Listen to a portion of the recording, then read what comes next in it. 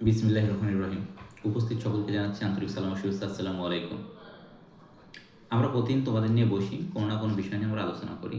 আজকে আমরা যে বিষয়টা নিয়ে আলোচনা করব সেটা হচ্ছে মানুষের জীবনে সফলতা এবং ব্যর্থতা।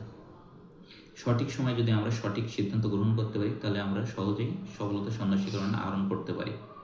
আর যদি আমরা সঠিক সময়ে সঠিক সিদ্ধান্ত গ্রহণ করতে না পারি, অর্থাৎ ভুল সিদ্ধান্ত গ্রহণ করি, তাহলে আমাদেরকে ব্যর্থতাকে মেনে নিতে হয়। আমরা কখন সঠিক সময়ে সঠিক সিদ্ধান্ত গ্রহণ করব এবং কোন সিদ্ধান্ত আমার ভুল, এবং ভুল হলে তারপরে আমাকে কি করতে হবে, আমরা সেই বিষয় নিয়ে একটু আলোচনা করব। তো এই আলোচনা করার জন্য আমি একটা ব্যক্তির উদাহরণ দেবো তোমাদের কাছে, হয়তো তোমরা অনেকেই তাকে চিনবা। বাস্কেটবল জগতে সর্বকালের সর্বশ্রেষ্ঠ প্লেয়ার যেটা বলা হয় যাকে, মাইকেল জর্ডানকে নিয়ে আমরা একটু আলোচনা করব। তা প্রথমে আমরা মাইকেল জর্ডানের ফ্যামিলি সম্পর্কে একটু জেনে আসি। মাইকেল জর্ডান 1963 সালে আমেরিকার নর্থ ক্যারোলায় জন্মগ্রহণ করেন। মাইকেল জর্ডানের বাবা ছিল উইলিয়াম জর্ডান এবং মায়ের নাম ছিল ভ্যালোরিস। উইলিয়াম জর্ডান একজন সামান্য ইলেকট্রিশিয়ান ছিল এবং তার মা ছিল ব্যাংক কর্মকর্তা। বাবা মার এই দরিদ্র ফ্যামিলিতে তার জন্য বেড়ে ওঠা অনেক কঠিন বা কষ্টকর ছিল। 5 জন ভাই বোন ছিল তারা, তাদের ফ্যামিলি সব থেকে ছোট ছিল মাইকেল জর্ডান। মাইকেল জর্ডান যখন আমেরিকার একটা স্কুলে পড়াশোনা করতো, তখন সে সৌভাগ্যক্রমে স্কুলের ভলিবল টিমে চান্স পায়, বাস্কেটবল টিমে চান্স পায়। তখন সে বাস্কেটবল টিমে চান্স পেলে সেখান থেকে কঠোর পরিশ্রম করতে করতে জীবনে একটা পর্যায়ে এসে সে সমাজে একটা ভালো অবস্থান তৈরি করতে পারে এবং পুরো আমেরিকায় সবাই তাকে চিনত। তার ক্যারিয়ারটা অনেক ভালো ছিল।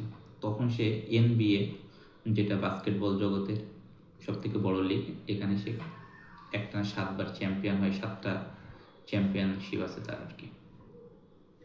ওই সময় সে তার জীবনে একটা ভুল সিদ্ধান্ত গ্রহণ করে। সিদ্ধান্তটা এমন ছিল যে সে চিন্তা করলো আর বাস্কেটবল খেলবে না, বাস্কেটবল না খেলে সে বেসবল খেলবে। ঠিক আছে, যেরকম সিদ্ধান্ত গ্রহণ করা, যা মাথায় আছে সেটাই করলো।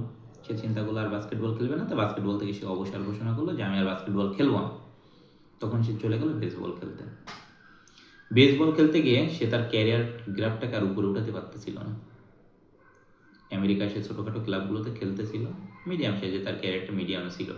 কিন্তু যে সময় সে বাস্কেটবলে ছিল তখন তার ক্যারিয়ারটা যত ভালো ছিল, এই বেসবলে এসে সেইটা আর পায়নি সে। ঠিক ওই টাইমে, অর্থাৎ 1993 সালে এই টাইমটা, ওই টাইমে ওর বাবা আবার মারা যায়, দুর্বৃত্তদের হাতে বাবা মারা যায়। তখন তার দুইটা সমস্যা একসাথে আসলো। এক হচ্ছে তার সবচেয়ে কাছের ব্যক্তি ছিল তার বাবা, তার সবসময় সাপোর্ট করতো তার বাবা, প্রত্যেকটা কাজে সহযোগিতা করতো তার বাবা, কিন্তু বাবাটা তার ওই সময় নেই। ঠিক, এবং তার ক্যারিয়ারটাও ধ্বংস হয়ে গেল। তখন সে খুব হতাশাগ্রস্ত হয়ে গেল, কী করবে না করবে কিছু পারতেছিল না, বুঝতেছিল না। সে কয়েকবার সুইসাইড করার চিন্তাও করলো। জীবনটা তাকে ধ্বংস করে দিচ্ছিল, যে কী করবো পারতেছিল না। তখন তার যে আগে বাস্কেটবল খেলতো সেই যে কোচ ছিল তাকে পরামর্শ দিল যে তুমি আগে নিজের জীবনকে স্থির করো এবং তুমি একটা সঠিক সিদ্ধান্ত গ্রহণ করো, কী করবে এরপরে তোমার জীবনে কী করা উচিত। তো সে তার কোচের কথা চিন্তা ভাবনা করে, কোচের সাথে আলোচনা করে সে আবার চিন্তা করলো যে না, আমি বাস্কেটবলে আবার খেলব।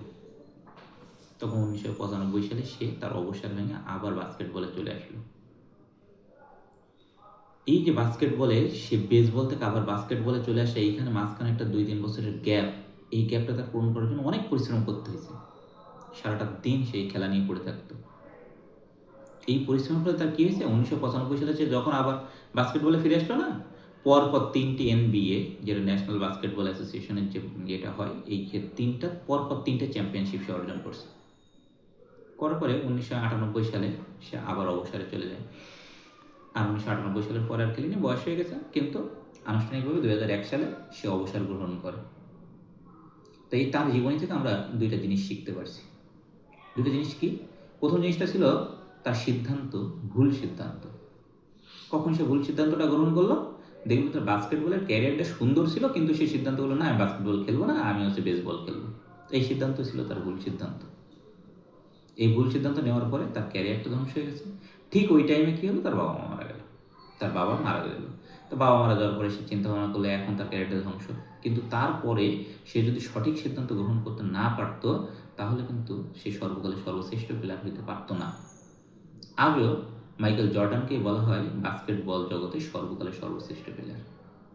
ঠিক তেমনি আমরা আমাদের জীবনে অনেক সময় অনেক ভুল সিদ্ধান্ত গ্রহণ করি। যখন ভুল সিদ্ধান্ত গ্রহণ করি তখন আমাদের জীবনেতে ব্যর্থতা আসবেই, এবং ঠিক ব্যর্থতাই আসে আমাদের জীবনে, এবং ওই যখন আমাদের ব্যর্থতা চলে আসে তখন আমরা নিজেদেরকে ভেঙে পড়ি। আমরা কখন কী সিদ্ধান্ত করবো, কী করবো আমরা জানি না, খুব দুশ্চিন্তাগ্রস্ত হয়ে যায় এবং অনেকে আমাদের জীবনটাই নষ্ট করে দেয়।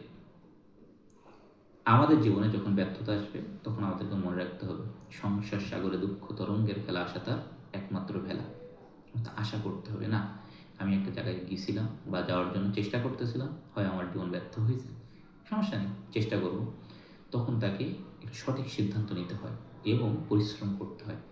আমি এর আগেও তোমাদেরকে বলছি যে সফলতার জন্য 1% হচ্ছে প্রতিভা, 99% হচ্ছে পরিশ্রম।